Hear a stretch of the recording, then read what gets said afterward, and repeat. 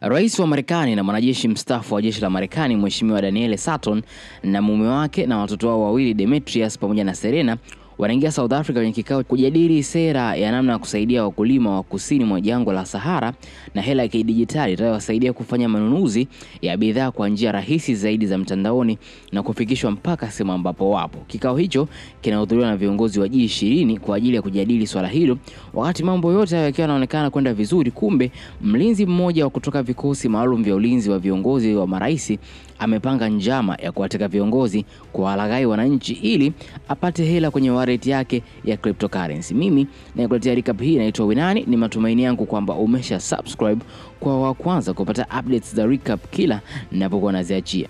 Filamu inaanza huko Budapest, Hungary. Mwanajeshi wa zamani wa kikosi maalum cha Australia Corporal Edward Rutledge anapata wallet ya crypto kimabavu ambamo ndani yake kuna dola milioni 70. Wakati huo Marekani, video za mtoto wa rais Serena zinavuja akiwa yuko bar anafanya ufuska.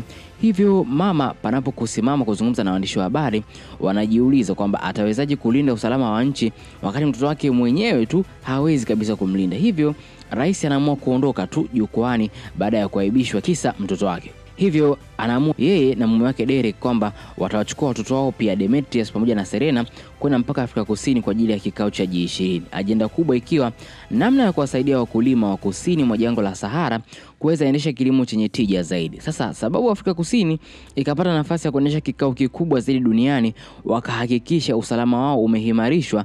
Hata eneo walipochagua kufanya mkutano ilikuwa ni hoteli ya hadhi ya viongozi. Panapokufika mkutanoni, rais wa Marekani Danielle Sutton na katibu wa zamani wa Marekani Joanna Worthy wakatangaza sera yao kwa viongozi wengine waliokuwamo, ikiwemo waziri wa Uingereza, kiongozi wa IMF, rais wa Korea Kusini na wengineo. Muda mfupi wakati kikao kikiendelea, Rutledge akiwamo kama moja ya walinzi wa wageni mkutanoni hapo, akawapa saini watu wake na kuanza kushambulia walinzi wa viongozi hao waliokuwepo katika kikao hicho, ikiwemo pia kikosi kazi maalum cha ulinzi wa rais wa Marekani na kuchukua utawala wa hoteli nzima. Wakati wahusika wa kikao wakichukuliwa mateka, Sutton pamoja na mlinzi wake anaitwa Agent Manny Ruiz na waziri mkuu wa Uingereza Oliver Everett, mkuu wa IMF Elena Romano na mke wa rais wa Korea Kusini Han Min-seo wakafanikiwa kutoroka. Derek ambaye ni mume wa Sutton akafanikiwa kuwatorosha watoto wao, yani Serena pamoja na Demetrius, katika mikono ya watekaji. Kutoka hapo Rutledge akaanza kutangaza mambo yake kwa vyombo vya habari ili wananchi wajue kinachoendelea huko South Africa.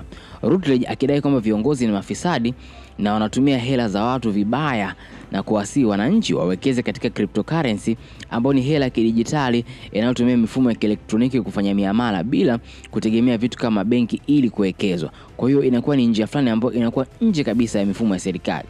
Kwa support madai yake akawarekodi aliyowateka na kuwatengenezea sauti za uongo ama deepfake technology ambayo waonesha walivyokuwa wakiongea masuala yao ya rushwa na kuzivujisha kwa waandishi wa habari, na hivyo kufanya uwekezaji wa crypto kupanda kwa ukubwa sana. Serena, Demetrius na baba yao Derek wakiwa juu ya jengo, Serena akafanikiwa kutuma message kwa makamu wa rais anaitwa Harold Mosley aliyebaki nchini Marekani. Wakiwa wanafanya hayo, supporter wa Rutledge anaitwa Darden akamkamata Derek.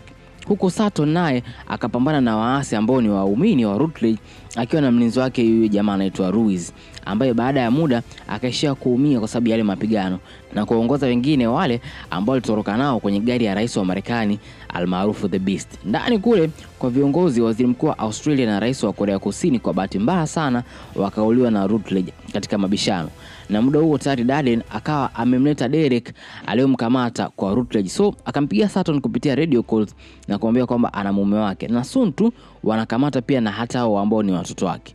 Yote hayo ili tu aseme kwamba yuko usawa upi waweze kumkamata. Lakini Darden anampata akiwa tena kwenye doria ya wale waliotoroka. Kabla hata ya kumfanya lolote, anauliwa na mlinzi wa rais bwana Ruiz. Serena na Demetrius wanaokolewa na Melokule na Lesedi walio act kama ni mapokezi tu wa hoteli, kumbe waliwekwa rasmi na serikali ya South Africa ili kuimarisha ulinzi wa viongozi hao wakubwa wa japo. Sasa sababu Sutton alishia kuamua kusarenda, Han akaamua naye kurudi kwa wale ambao walikuwa wametekwa mle ndani. Anafika kule anakuta mumewe ameuliwa, aliumia sana. Kwa hiyo Romano na Everett wakaamua kuendesha ile The Beast getini ionekane ni rais Sutton anajaribu kuondoka. Kwa hiyo wanajeshi wale waasi wakaanza kufocus na The Beast, wakampa muda mzuri Lesedi kuweza kuiharibu kombola ile ambayo walikuwa nalo. Sasa ili uokozi ufanyike, ikabidi Ruiz ambaye ni mlinzi wa rais Lesedi pamoja na Melokule ambao ni wanajeshi wa South Africa wafanye kazi kwa pamoja.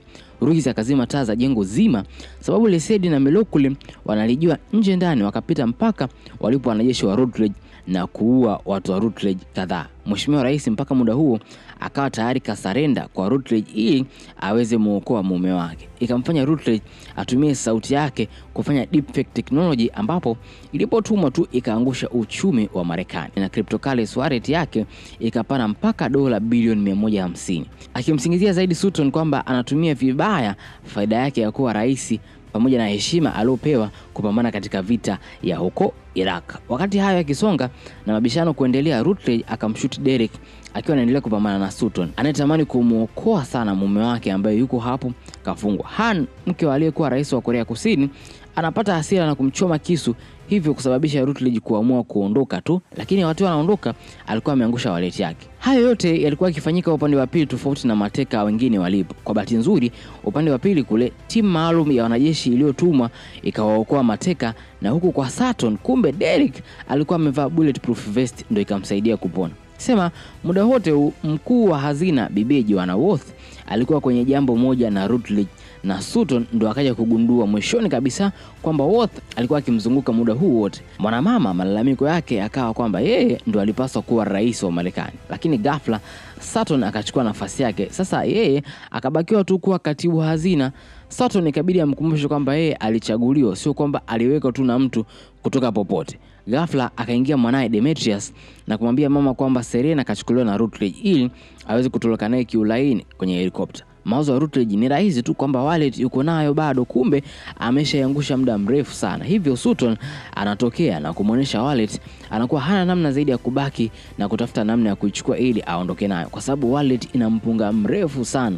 Kama atachukua mpunga basi itafanya aishi maisha mazuri yeye pamoja na watu wake. Rutledge anamwamuru ampe ili mwanae Serena apone. Sutton anamzuga kama anataka kumpa na kisha akaitupa kwenye kingo za jengo. Rutledge naye hawezi ondoka bila wallet ile yenye mabilioni ya hela, hivyo anaamua kuifuata, na Sutton anamfuata mwanae kwenye helikopta ili aweze kumuokoa, lakini bado akawa kachelewa. Rutledge akawageukia na kutaka kuwaua kwa risasi. Sutton akaona wazo zuri ni kukaa kwenye hiyo ndege na kufanya shughuli ya kuipaisha hiyo helikopta, lakini sababu wote hawajui namna ya kuipaisha, wakaishia tu kugonga kingo za kwenye jengo hilo. Rutledge akaja kujaribu kupambana na Sutton. Kwa bahati nzuri Sutton akamzidi nguvu na jamaa akaanguka kutoka urefu wa jengo hilo. Security team ikaivuta helikopta ile kwenye usalama na kuokoa Sutton pamoja na mwanae. Basi cabinet ya Marekani iliyosimama kushughulikia jambo hilo ikafurahi sana, na G20 wakaamua kukubaliana na mswada wa Sutton hatimaye na kutia saini. Joanna naye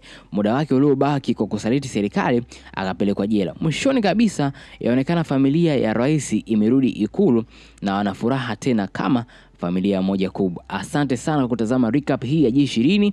Asante pia kwa wewe uliyesubscribe na wewe pia ambaye unazingatia kufanya hivyo. Mpaka wakati mwingine, kwaheri.